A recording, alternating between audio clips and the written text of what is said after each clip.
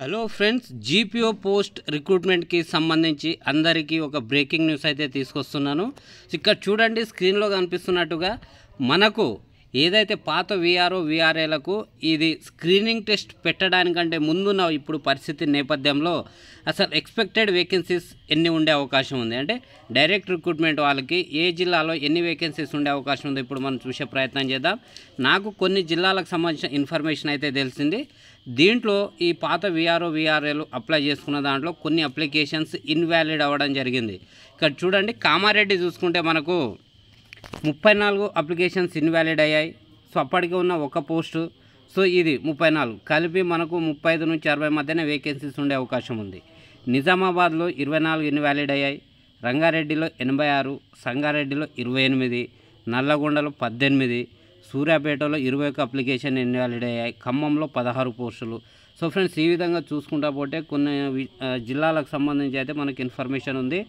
రాజన్న సిరిసిల్లలో 6, నాగర్ కర్నూలులో 12 applications invalid, Mahabubabad 9, Mancherial 13, Bhupalpally 17, Mahabub Nagar 18. So ఈ 18 ప్లస్ అప్పటికే ఉన్న 127 మొత్తం కలిపి మనకు 140 నుంచి 160 మధ్యన వేకెన్సీస్ ఉండే అవకాశం ఉంది మనకు మహబూబ్ నగర్ డిస్టిక్లో. సో అదేవిధంగా మనం చూస్తే ఫ్రెండ్స్, ఈ విధంగా మనకి కొన్ని జిల్లాలకు సంబంధించిన ఇన్ఫర్మేషన్ మాత్రమే తెలిసింది. సో ఈ నేపథ్యంలో మనం ఓవరాల్గా సో ఎన్ని వేకెన్సీస్ ఉండే అవకాశం ఉందని మనం ఒకసారి పరిశీలిస్తే మనకు ఈ 6196 మంది ఏదైతే అప్లికేషన్ చేసుకున్నారో వీరిని మనం మైనస్ చేసిన తర్వాత 10,956 నుంచి మనము ఈ 6196 మైనస్ చేసిన తర్వాత మనకు వచ్చే నెంబర్ ఏంటంటే 4758. సో ఈ 4758 జాబ్లకు సంబంధించి డైరెక్ట్ రిక్రూట్మెంట్ అయితే ఉంటుంది. అది ఎప్పుడు ఉంటుందంటే ఫ్రెండ్స్, మనకు జాబ్ క్యాలెండర్లో ఈ నోటిఫికేషన్ డీటెయిల్స్ అయితే మెన్షన్ చేస్తారు. అదేవిధంగా ఇప్పుడు ఈ పాత వీఆర్ఏలకు స్క్రీనింగ్ టెస్ట్ నిర్వహించి వాళ్ళ ఫలితాలు ఇచ్చిన తర్వాత అప్పుడు మనకు ఒక ఫైనల్ వేకెన్సీస్ అనేది క్లారిటీ వస్తుంది. బట్ అది 4758 ప్లస్ ఉంటుంది. సో 1000 ఎక్కువ ఉండొచ్చు, 2000 ఎక్కువ ఉండొచ్చు. సో అట్లా మనం ఓవరాల్గా ఏంటంటే 650 నుంచి 1000 వరకు ఇన్వాలిడ్ అప్లికేషన్స్ వచ్చినట్టు మనకి ఇన్ఫర్మేషన్ తెలుస్తూ ఉంది. సో వ్యాలిడ్ అప్లికేషన్స్ వచ్చేసి 5500 నుంచి 5000 మధ్యన ఉన్నాయి, అంటే 5000 పోస్టులు అప్రాక్సిమేట్గా.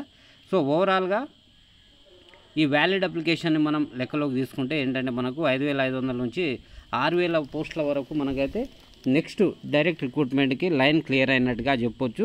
సో ఇంకా అది అఫీషియల్గా బయటికి రాలే. మనకు అఫీషియల్గా బయటికి రావాలంటే మనకు స్క్రీనింగ్ టెస్ట్ కంప్లీట్ అవ్వాలి, వాళ్ళ రిజల్ట్ ఇవ్వాలి, వాళ్ళు జాయిన్ అవ్వాలి. ఇదంతా అయిపోయిన తర్వాత అప్పుడు ఏ జిల్లాలో ఎన్ని వేకెన్సీస్ ఉన్నాయనే దాన్ని బట్టి అప్పుడు మనకు నోటిఫికేషన్ అయితే ఇచ్చే అవకాశం ఉంది. సో ఫ్రెండ్స్, దీన్ని CCLA కాకుండా డైరెక్ట్ TGPSA దీన్ని నిర్వహించే అవకాశం ఉంది.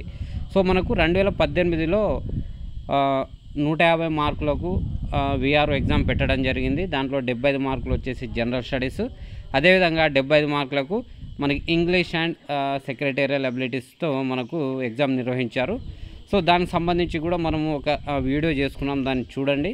సో ఫ్రెండ్స్, ఇది ఈరోజు వరకు ఇప్పుడు అప్డేట్ గ్రామ పాలన ఆఫీసర్ ఉద్యోగాలకు సంబంధించిన డైరెక్ట్ రిక్రూట్మెంట్ కోటాలో ఎన్ని వేకెన్సీస్ ఉండే అవకాశం ఉందన్న విషయాన్ని మనం పరిశీలిస్తే మనకు ప్రస్తుతానికి 6000 నుంచి 5500 నుంచి 6000 వరకు వేకెన్సీస్ ఉండే అవకాశం ఉన్నట్టుగా ప్రస్తుత ఇన్ఫర్మేషన్ బట్టి తెలుస్తూ ఉంది. సో ఫ్రెండ్స్, ఇక్కడ ఏంటంటే వీఆర్ఓ కావచ్చు, మనకు ఈ కానిస్టేబుల్ కావచ్చు, బీట్ ఆఫీసర్ కావచ్చు, ఈ పోస్టులన్నీ మనకు జిల్లా స్థాయి పోస్టులు కాబట్టి ప్రతి జిల్లాలో ఇవన్నీ కలుపుకొని ప్రతి జిల్లాలో 1000 పోస్టుల వరకు ఉండే అవకాశం ఉంది అప్రాక్సిమేట్గా. కాబట్టి పోస్టులు లేవనేసి మనము ప్రిపరేషన్ పక్కకు పెట్టకుండా మనం ప్రిపరేషన్ చేస్తూ ఉండాలి. నోటిఫికేషన్ వచ్చిన తర్వాత మనకు సమయం అనేది దొరకదు. కాబట్టి మనకు అంతకు ముందే కోచింగ్ తీసుకునే వాళ్ళు ఉంటే కోచింగ్ కంప్లీట్ చేసుకోవాలి. ఆల్రెడీ పాత వాళ్ళు ఉంటే కోచింగ్ తీసుకోకుండా ఏం చేయాలంటే సో ఈ సబ్జెక్టులను ప్రిపరేషన్ అనేది స్టార్ట్ చేస్తూ ఉండాలి. హైదరాబాద్ స్టడీ హాల్కి వెళ్ళకుండా మేము టౌన్లలో ఎక్కడైతే స్టడీ హాల్స్ ఉన్నాయో ఇప్పుడు చాలా వరకు అక్కడనే ఉండి చదువుకునే ప్రయత్నం చేయాలి. ఏదైనా సబ్జెక్ట్లో ఏదైనా ప్రాబ్లం ఉంటే ఆ పర్టికులర్ అంశాన్ని మాత్రమే ఆన్లైన్ కోచింగ్ తీసుకోవడము బెటర్ అనేది నా అభిప్రాయం. సో ఫ్రెండ్స్, ఇది మనకు GPOకి సంబంధించిన లేటెస్ట్ అప్డేట్.